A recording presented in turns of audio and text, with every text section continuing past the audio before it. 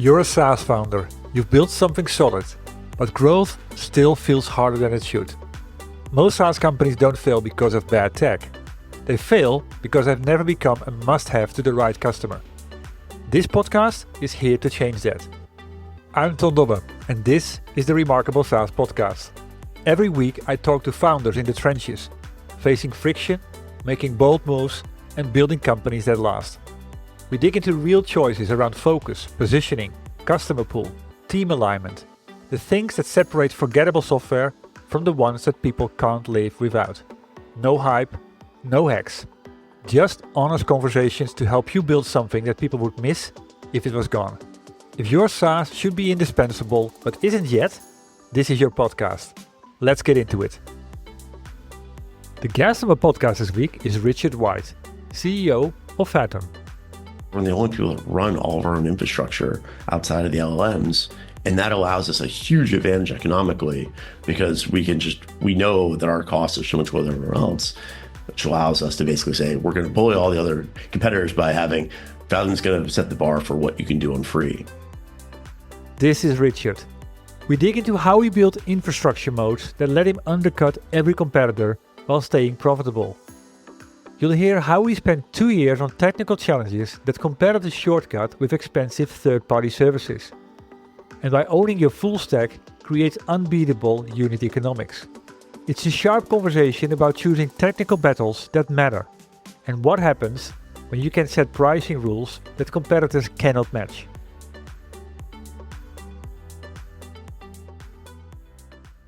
Well, hi Richard. Thank you for making the time available today and being the guest on the podcast. Thanks for having me on. Yeah, that was a pleasure. When I got the email in my inbox about the possibility to have you on the podcast, the immediate reaction was, you don't need to explain who this is. I know, because I'm a fan of your software. So I'd love to have you here. And yeah, I'd love to dig into how do you create, what is your philosophy around creating remarkable software in connection to my book as well. But before we start digging into that, what drives you? What do you get energy from as an entrepreneur? I'm really driven by external validation. I think someone the other day asked me, what are some of the top traits you see in great founders? And I was like, almost like a borderline problematic need for external validation. It's not really the numbers or the revenue or anything that drives me. It's just getting messages from people like what you just did, where they're just like, oh, I love what you've built. That's always what's got me out of bed in the morning as a builder, as a software creator. So I would say, that's first and foremost. Yeah, exactly. Yeah. And the moment that starts to happen, it makes you so proud, and you're on the right track, right? That's exactly why I wrote this book, The Remarkable Effect, because once this remarkability happens, something is worth making a remark about. Yeah, you cannot market against that. People just talk. Exactly. And do the work for you. The number of people I've recommended Fathom to is, I can't count that on 15 hands. So it's, and that is I didn't even tell you. So there we go. And we hear that a lot, which is honestly one of those humbling things I hear, right? Where people are like, oh, I love the product so much, I've been telling everyone else about it. And people don't tell their friends about many products, right? So that says a whole lot. Exactly. Yeah, true. Yeah. So yeah, you started the business in 2020. Before that, you founded another business which started in 2007. I saw UserVoice.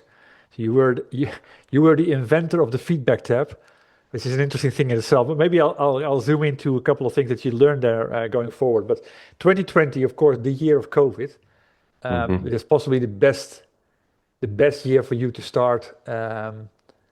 Both from a technology wave coming together, because I have been looking for note takers, particularly the note takers that actually summarize meetings, way beyond that, way before that. So was it? How did it come together? What was the problem that you saw? Obviously, that likely you didn't have solved anyway. That way you thought, okay, I'm going to do it myself. Yeah, I think, like a lot of folks in 2020, I was on a whole lot of Zoom meetings. I was actually doing a lot of user research meetings. So these were 15, 20-minute meetings with customers, people I didn't know, I only had that much time, and I was there trying to learn what they thought of another product I was building. And so it was pretty hurried. I was trying to get a lot done in a short period of time. Yeah. And I was trying to make sure I captured everything that was going on, right? Like really like what people loved, what people were frustrated by, so I could kind of analyze that for myself, but also report it back to my team.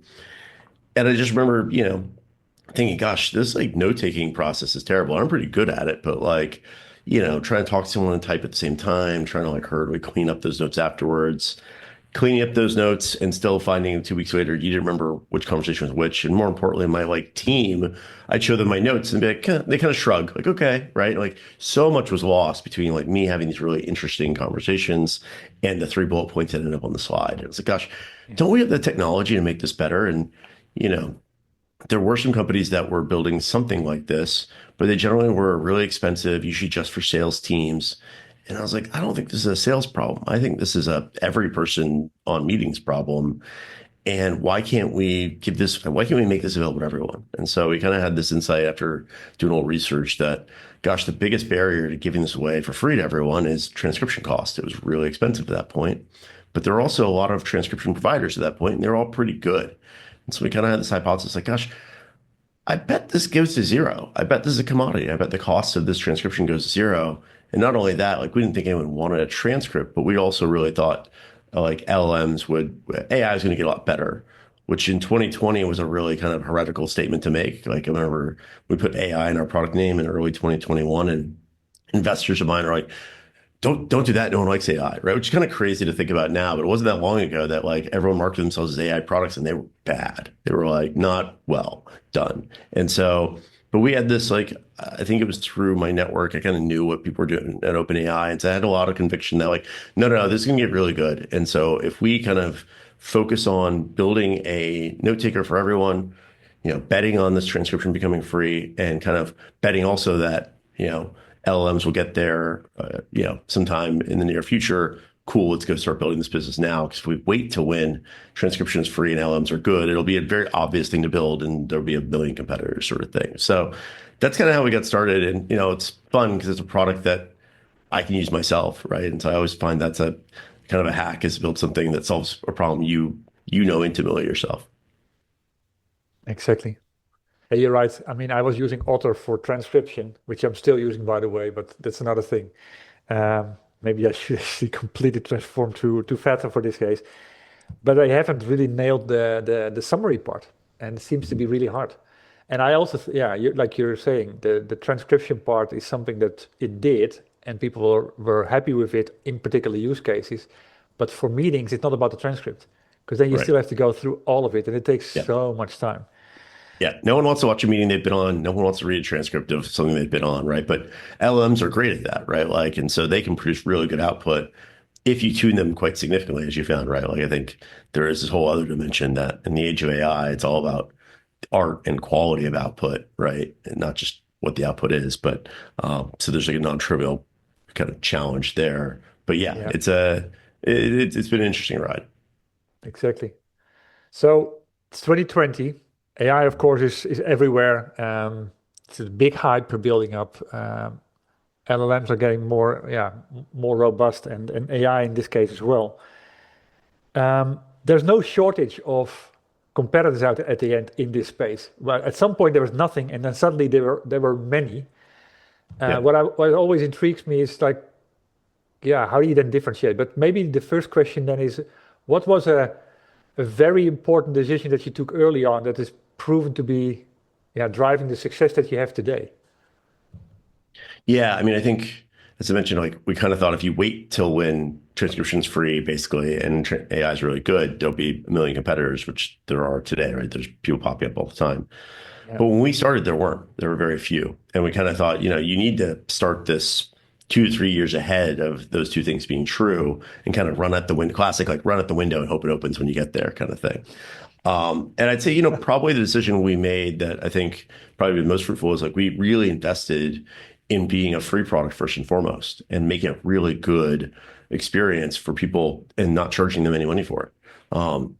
We always had this model, this belief that we'd have kind of a two-sided model where we give away the product for free to individuals so that we could at some point sell their managers on a different product, right? Like, oh, you want an analytics or insights out of these meetings you're not in. which is different than the like, I'm on this meeting, I want to take notes for me. And we thought, gosh, we know we can make enough money on the manager side that we can afford to give this away for free. And that was, I think, something that no one else in that space was thinking about at that time. And now we've kind of, I think, pushed the competition into having some free tier, but we still have by far the most, majority of our users are using it for free. And it's kind of one of those things where like a lot of folks have a free tier that you quickly kind of run out of credits on or something like that. And we designed ours as, no, we're okay if you use this forever for free. And that was a kind of intentional thing because from UserVoice, one of the things I learned is the power of giving a product away for free. It creates such delight amongst folks when you give them an amazing experience and you don't ask for anything. And so it leads to a lot of the stuff you mentioned earlier, people telling their friends about it, whatnot. And so we knew that there was, kind of like a naturally viral / word of mouth product here. And if you really want to accelerate, those types of products, you really want to make them free because the difference between recommending to your friends something that costs them nothing and something that costs them $20 a month is very different, right? Like no one wants to recommend something that's $20 a month because your friend doesn't like it. You feel on the hook for it. Exactly. But of course, at the end, you also run a business. It needs to be profitable, ideally sooner rather than later. So I like your thinking about, okay, we give this away for free, but the bigger strategy is about getting people to build up the desire to buy something from us, whereby we are going to charge a good fee. Yeah. And we didn't really worry about that till much later. Like, I was kind of like we're not going to worry about monetize this thing until we can prove we can build a product people absolutely love and tell their friends about. Because if we can't build a product people absolutely love and tell their friends about, that's our whole growth engine, right? We don't have a fast growing business. So let's not even worry about, I'm a big fan of like, take all the core metrics, retention, onboarding, acquisition, monetization, and do them in serial. Like, don't try to do them at once. Just like pick the hardest one, do that one first. Once you nail that one, do the next one. And I think that's also worked out really well for us. Yeah, exactly. Yeah, that's what I read as well. You emphasize reducing user friction, investing in onboarding, and ensuring that the product is sticky and people love it before scaling and monetizing it. Now, making the connection to my book, trade number 6 is remarkable software companies don't create customers, they create fans. Now, a lot of companies always think, okay, I mean, if a customer is a customer and they pay for it, we're good enough. You obviously have a different philosophy here. So yeah, how do you then start from the beginning with that mindset of people need to love this? What did you do different? I mean, I think, so one is that was a key concept for us from the get-go is that, I think too many companies, I think this is actually one of the biggest cardinal sins of startups is people basically launch something that's not lovable. They're like, oh, it kind of works, right? Like you can kind of get the job done. No one in 2025, no one's getting excited about a software that can kind of get the job done, right? There's so many people you're competing with. And I think, 10, 15 years ago when I was building software, there was a lot of like launch early and often sort of thing, just get out there. And somewhat that's true, but you also only get to make one chance to make a first impression. And people aren't trying your software a second time again, because there's so much stuff. So for us, that meant we did a really long kind of like extended like internal beta period where I was bringing on small groups of people, seeing how well they liked the product and, and really waited a long time to launch and waited a long time to monetize. And it was like, let's not launch this thing until I think it took us, over a year to launch the first version of the product. Now we had like kind of beta versions. We gave access to some folks ahead of that, but those were generally folks in my network, people that already had a like high, big relationship with. And so I think it's funny because I don't think we ever thought about building fans, but we did think about like making it that you'd absolutely love this experience. And I remember telling the team, we don't even care. We know we're going to monetize at like team level features right now, but we don't care about any of that. All we're going to look at is what's a killer single player experience? How do we get you to that as quickly as possible? Time to kind of that value aha moment. And then like, what are all delight things we can do along the way? So like we early on built in up like point system that kind of encouraged you to like do, set up your account, learn how to use some settings, maybe take a tutorial call with us. And the points led to like a raffle. And we would give one user every month like $1,000. And a lot of times they thought it was a scam. It's like, no, we're really doing this, right? We would, after your first call with Fathom, we would often send an email that said like, hey, we'll pay you $25 for 10 minutes of your time. Just tell us what you thought.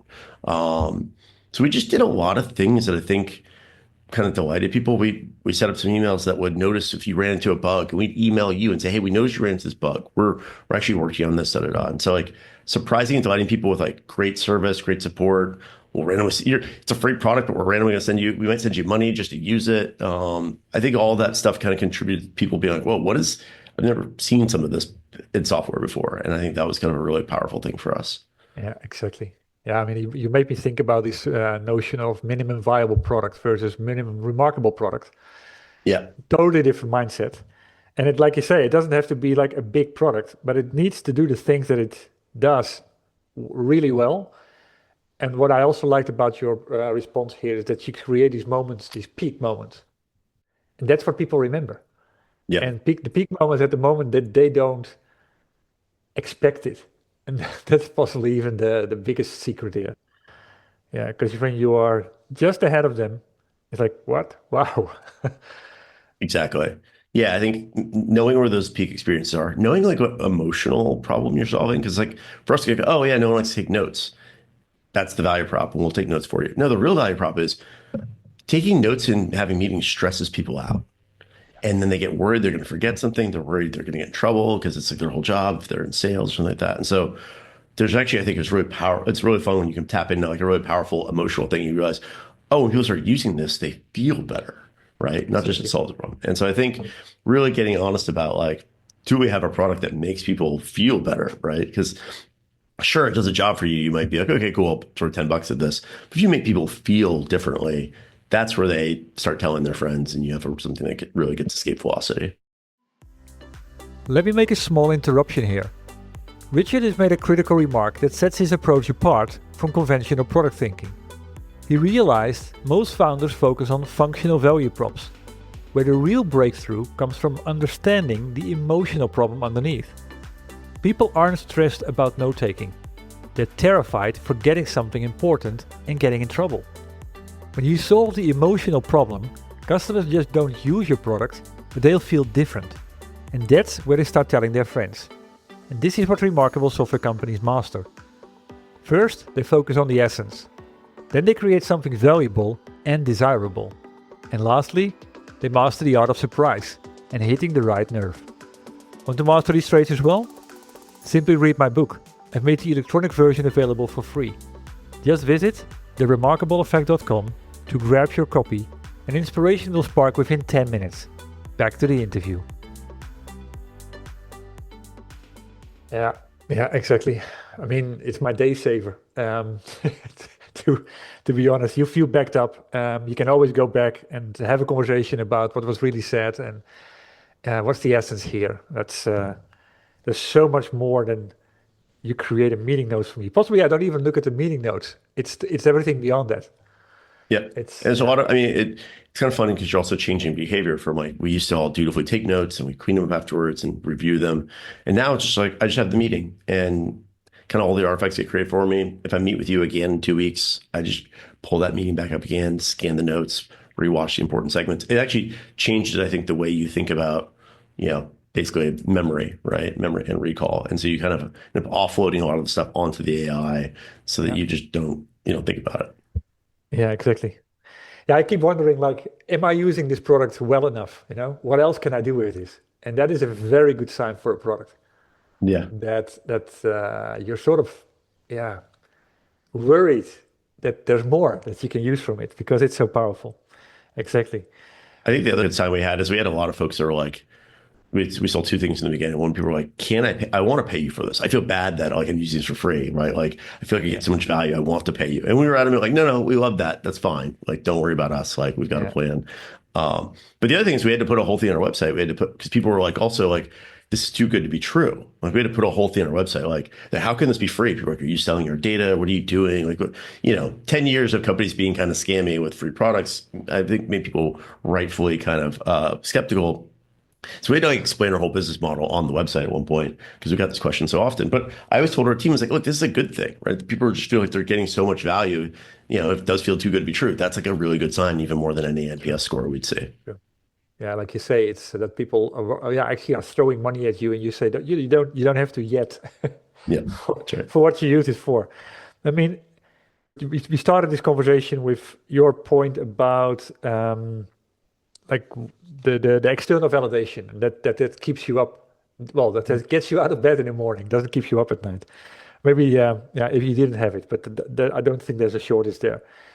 What has been the most unexpected type of feedback that you got from a customer that changed how you look at your own business and potentially even, yeah, saw more potential behind it? I mean, I think we saw, I think startups are always a bit of like having good hypotheses and then getting lucky on timing and certain amount of things, right? So there's a certain amount of that.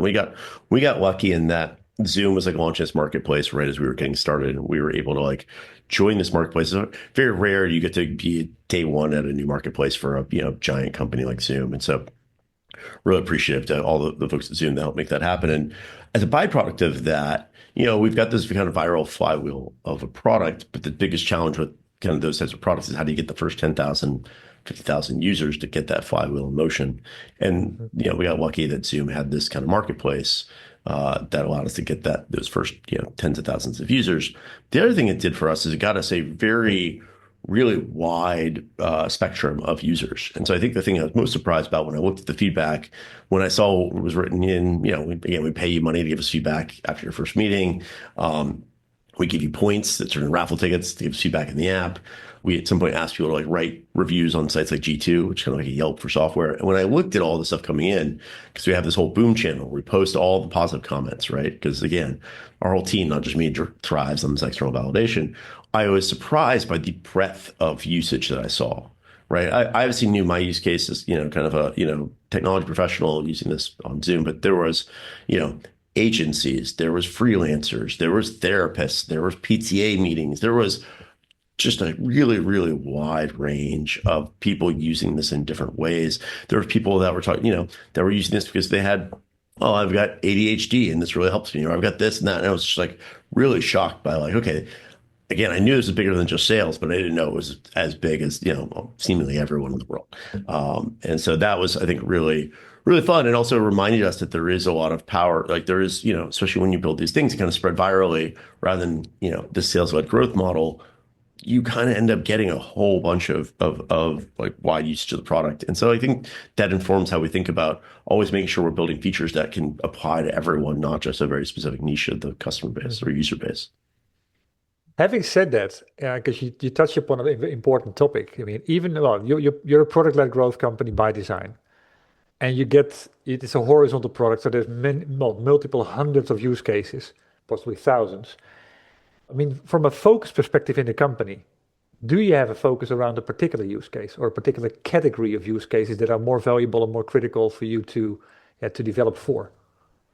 I mean, we knew from the beginning that like we want to make sure we were really good for external meetings, like meetings with customers, prospects, whatnot, because we knew that's, internal meetings are pretty powerful, but the external meetings are where Fathom's going to spread from one company to another and kind of jump right from one company to another. And so that was really important. Also, we saw that those were a lot of the cases where I'd say the kind of the highest density kind of value per meeting minute is how I think about it, right? Like that call with the customer is the one that everyone in the org wants to get access to, or, oh, I'm head of product. I want to know what's being said on these calls. Oh, I'm head of marketing. I know what's being said on these calls. So we intentionally kind of set out to like make sure Fathom was really good for those use cases. And now we're kind of expanding and thinking a lot more about how do we like make Fathom even better for internal meetings, which have like slightly different set of requirements. They all have like the same general set of requirements, but slightly different. So yeah, I think my job, I think as CEO is always to like provide context, capital, and constraints. And so like, I'm always trying to bound the box.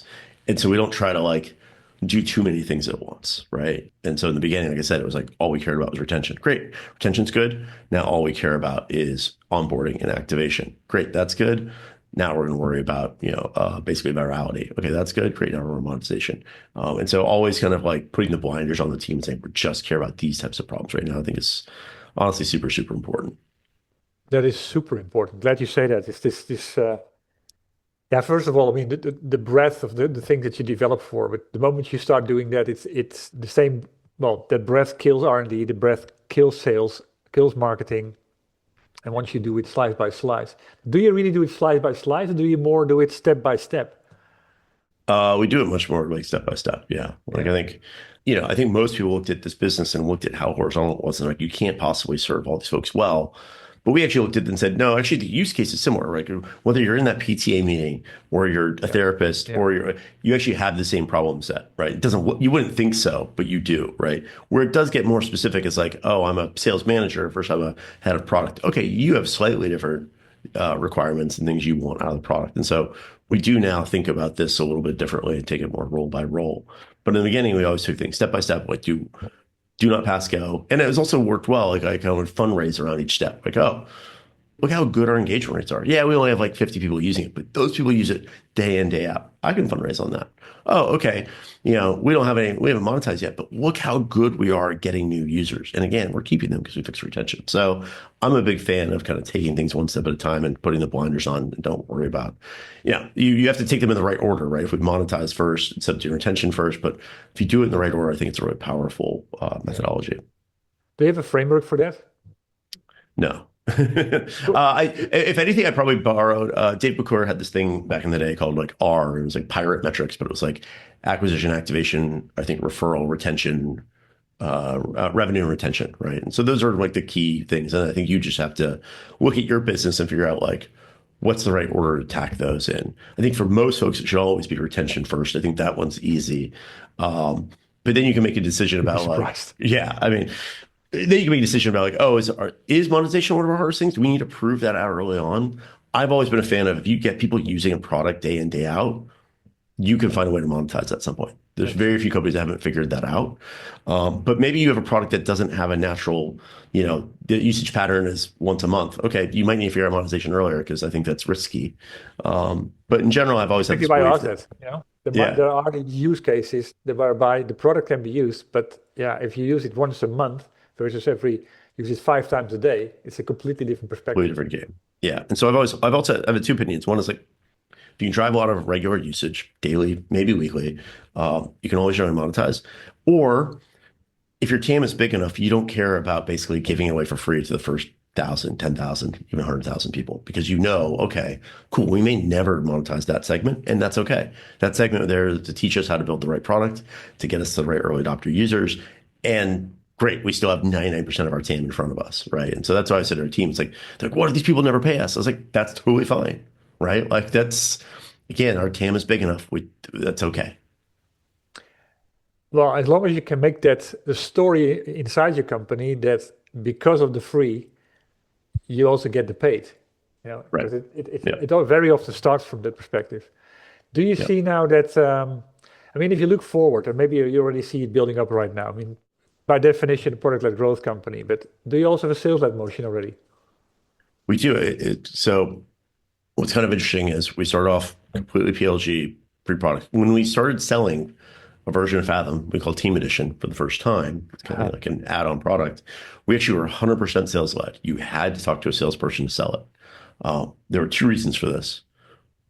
One is like we knew we would learn a lot by having those conversations about like what the product needed to be, what's the right price point for this, all sorts of things. And I actually, about a year to 18 months before we started selling, I brought in 3 of the best salespeople from my previous company. And I said, hey, I want you to come in and be like a CSM, be a customer success person for a year or 2. I don't know how long, but like get to really know the product, just help customers, just become really knowledgeable, become a product expert. At some point, I'm going to give you something to sell. I've got nothing for you to sell today, but at one point I will, and we'll need you like already ramped up. And that turned out to be true because the second reason we sold that way is it's about mid 2022, the market shifted and we hadn't planned to monetize for a whole another year to 18 months. Like we were just focused on growth and referral and like we were going to just keep raising money without any revenue. Market shifted and pretty soon it was very, very quickly, it was very clear, like you will not raise any more money if you can't prove people will pay for this. And so no matter how much confidence I had in that, investors wanted to see the proof of that. And so we quickly pivoted that team. Like, great, you're now a 3-person sales team. You're selling this product. And oh, by the way, we only have like 2 out of the 10 features that we intended to have in that product already built. So you're kind of selling the roadmap. And going back to kind of customers loving us, I would say that, I think we got 100,000 in ARR that first month and kind of went off from there. And, you're like, how did you sell a product where you only had 2 out of 10 of the features in the product? And the honest answer is customers just loved us so much. Like most of the people that were buying, right, look, my whole team uses this. I love it. I'm excited where this is going. But, right now I'm really buying this because I want to support you guys because I've got so much value out of it. And so there's that kind of like customer love that coming back to help us as a kind of as a tailwind. So yeah, so we started off 100% sales led on that, and now we're actually moving backwards towards making that, I think we're at 60% going to kind of 80%, 90% PLG. So Uh-huh. we kind of, I like to use the sales team. We're a PLG company, but I love to have people on staff that can have real human conversations. We invest a lot in Sure. customer support. That's all human based. We invest a lot in sales because I kind of believe that we want to surprise and delight people by saying, hey, we're going to give you a really low cost product, but we're also going to give you high service. We're going to talk to you. We're going to explain the product to you. And I think usually you get one or the other. Yeah, exactly. It's I recognize it also from products like Superhuman, where I also have been on the phone with someone that explained it, and I could call him again, and it's this delight that that gets people talking about it. Yeah, I'm actually friends with the founders of Superhuman, and this idea came from them because I remember talking to them because they had this like, you have an onboarding for a $20, $30 a month product. You get a 1 hour onboarding with specialists sort of Exactly. thing.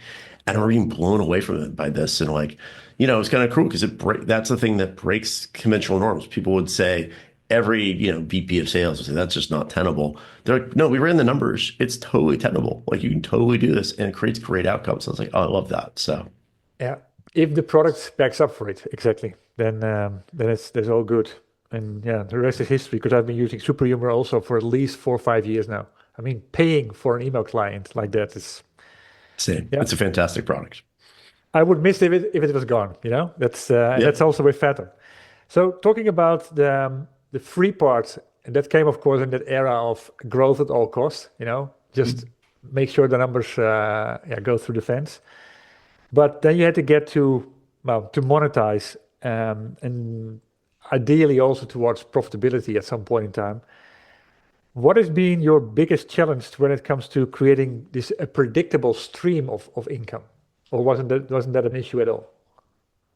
Yeah, I'd say the biggest challenge was kind of shifting from being almost a one product company to a two product company, right? And so we have to keep making this, individual single player experience great, right? Like we were still investing in new AI tools for this, and now we're also building this second product as well. I think that was the hardest. I mean, we had a big leg up because we already had this big pool of people already using it, and so our sales process wasn't we had to convince you to use this product. It's like, oh, you're already using this product. Do you want to unlock just some other features? Like you don't have to do anything, right? Other than putting your credit card. So I think and we started with very small dollar customers, right? And so, we weren't chasing big deals. And so from the beginning, it's been reasonably predictable. These things are never that predictable at small scale, but small customers farming really out of an existing user base made that motion reasonably predictable from the beginning. Okay. The hard part was just like balancing, fighting a battle on two fronts now, right? You got to build, every minute we spend working on the single player product is not a minute we're spending on the multiplayer product, and staffing up and hiring engineers to do that and managing that.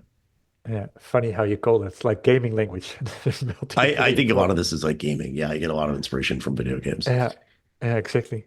Now, talking about the predictability, I get that because of the fan base that you've built over time. Now, there's also, of course, this thing that there are multiple tools that do what Fathom does. So, how do you go about, first of all, differentiation, but then also kind of growing your moat? Mhm.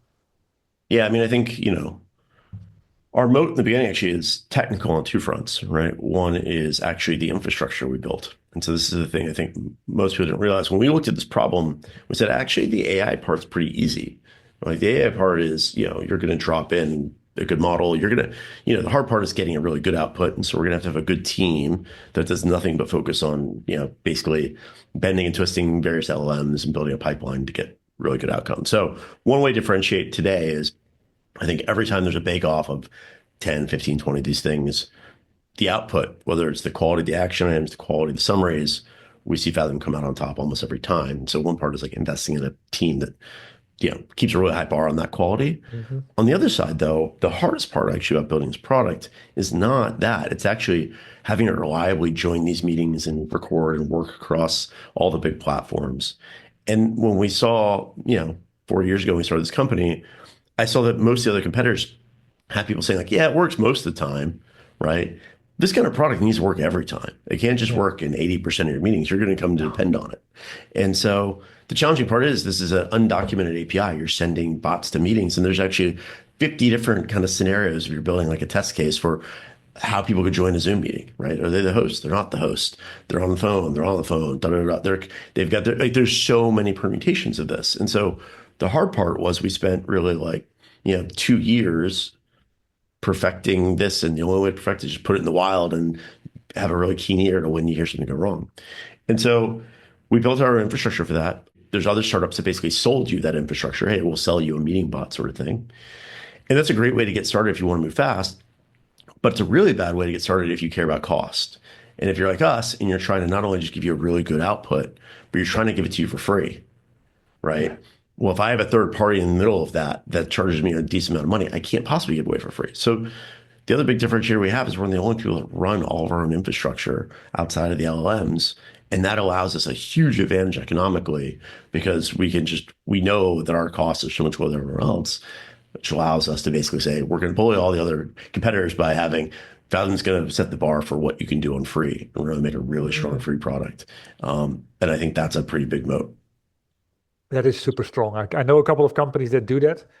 The moment they bring their pricing tier down or increase the scope of the free, whatever the angle is there, they still make more money than the competitors. So they just push them out of the market. It becomes it becomes impossible to survive there unless you create something that is again radically different again, because this whole thing of better, like you said, I mean the actions get better, the summary gets better, but people don't even see that. You have to experience it. Mm-hmm. Yep. So that's always a game that is hard to play. So I like what you said there about the infrastructure that you built and how that is helping you to play, well, to decide on the rules of the game. I think that is what it's really all about. Now, talking about building the business, a couple more questions on that. What has been a success factor or a metric that you thought was important in the beginning, but you've completely stopped focusing on because something else became important?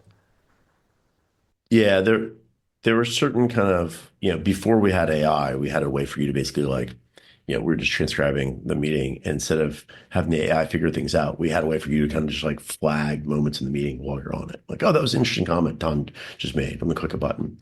And I think quickly we found that like, oh, people don't want to do anything else in the meeting, right? They don't even want to click a button, right? So over time, we just like stopped tracking that because we're just like, oh, that's not the killer feature. The killer features is actually not we enable you to not take notes, but you have to do a little input too. You don't do a thing. You just get on the meeting and Fathom does the rest. So there's some things like that. We don't track that as much.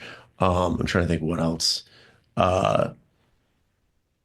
I think a lot of it was, I think we go through phases where we get really deep in a certain section and we look at every little, we're debugging the onboarding funnel and we look at every little step in it. And we don't, once we feel good about that, we'll come back to that occasionally and revisit it. But I think there's just areas where we go really deep in certain sections of the product, right? Whether it was, like I said, at the beginning, we went really deep on like, what are the drivers of retention? What is the activation point? We figure out like where's the tipping point to really good retention? And then all these things kind of get like, okay, like we have these kind of rules of the road for us, right? We know these things. And so we don't have to go keep a close eye on them constantly, right? We just know this is how this product and business functions. Exactly. Anything around like the business metrics, NRR, but also, for example, ARR per employee. Are there any things that you have started to focus on more than others? I mean, I think we go through different seasons, right? Where we're focused on different things. We actually have, we focus a lot on that NRR number now for our Team Edition product. I didn't worry about it in the beginning because I was kind of like, not a good product yet, right? Like in the beginning, it was like, 2 features out of 10 on the roadmap. Now that we've really filled out that product, okay, the real test of that product is NRR, right? I tend to look at like gross churn, honestly, as much as NRR, because I think for products like us, there's a natural like expansion, like really strong expansion motion. And sometimes you can have it be so good that it kind of blurs the fact that like, oh yeah, your gross retention can be not that great, but if you just look at NRR, you won't notice it. Thankfully, both of ours are good, but I care a lot about like, why are we, I'm hyper competitive. It's like another trait. I hate to lose any deal. So like I look at our sales team's win rate and are like, we lose even one deal, let's talk about it. We lose one customer, let's talk about it. And so I think we focus a lot on just any of these gross numbers where we like where were we not the right person? Because we want to give, we think Fathom should be a no-brainer. We should be like, from a price perspective, from a functionality perspective, from a risk perspective, like you should be like, this is an easy decision to go with Fathom. And if it wasn't, there's something really important for us to learn there. Yeah, exactly. Yeah, that's about getting feedback again, right? That is of course your background, the feedback tab on the website. What did you take from building that company that has really helped you to get things going faster at Fathom? I think it is that, thinking about building those feedback loops from day one, right? Yeah. And not taking it for granted. I think a lot of people will take for granted that like, oh yeah, of course someone will give us feedback. And it's like, no, actually most people won't because most people don't think you care. Like they'd love to tell you how your product would be better if they thought you were actually going to do anything with it. And if they cared about you and your team, right? Like, so I think what helped a lot is what I always said at UserVoice was running that company to tell customers, like, you should not be afraid of feedback. You should be afraid of apathy, right? I'd rather have someone angry at me than hear nothing. Because anger generally comes from like, I want this to be better. I was excited about it and it didn't live up to it. And you can turn that around. It's really hard to turn around. We ask for feedback. We don't hear from anyone because just no one cares about the product. And so, True. I think don't be afraid of people being frustrated with your product. That's actually, it's not the best sign, but it's not the worst sign either, right? Like there's possibilities there. Exactly. There's at least upside, and there's Yeah. a good sign of, but yeah, like you say, people like it and want it to succeed for whatever reason. Yeah. I actually think getting feedback is like, I call it like the vegetables of startups, right? Everyone says they're getting feedback. Everyone says they want feedback. It's not true. It's actually not fun to get feedback. Let's be honest, right? Like you can only generally find out your baby's ugly by getting feedback, right? And most people don't have the fortitude, like subconsciously don't want to deal with that, right? They don't want to hear that it's bad. Or if they get feedback, they kind of like really focus on the good stuff and won't. I don't know. I'm kind of a broken human. Like I want to read all the bad feedback. I love that, the good stuff gets me out of bed in the morning, but like hearing bad feedback and be like, that's what gets me like fired up. Like, okay, we failed this person. We got to go fix this. I'm going to get on the phone with them. I'm going to talk to them and tell them we're going to make this better and da da da. And so that's where the real gold is. You got to look into people saying terrible things about your baby and calling it ugly, and you got to just take it to heart. So I think it's a really hard thing to do, and I don't think it's acknowledged enough that that's not an easy thing to be open to. Yeah, I think it's a disease to walk around it. It's this complacency Yeah. feeling. Like, how can they say it about us? We have the best product. Yeah, they're just stupid. No, it's Yeah. not. Yeah, it's Yeah. it's very often the beginning of the end. Okay, looking at the time, one question from your experience now from 2007 onwards to now, like almost 20 years in entrepreneurship. What would you provide as a do and a don't to other tech entrepreneurs that aspire a similar journey that you have done?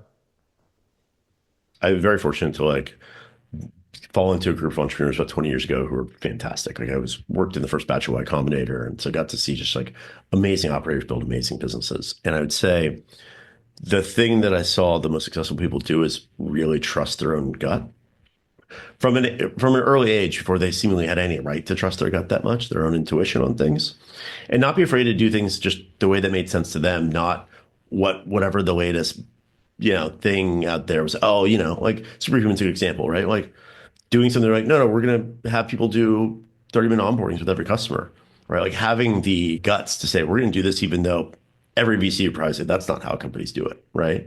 And so just finding a way to do it your way and what makes sense to you, I think is super important, because that's how you get kind of differentiation, is you do things differently. You do things the way that makes sense to you, not just what it seems like everyone else is doing. And so that is the number one thing. I think I've learned this lesson now, but it took me 10, 15 years to figure out like, oh, I should stop trying to build everyone else's startup and I should try to build my own. So that would be the number one thing. Don't be afraid.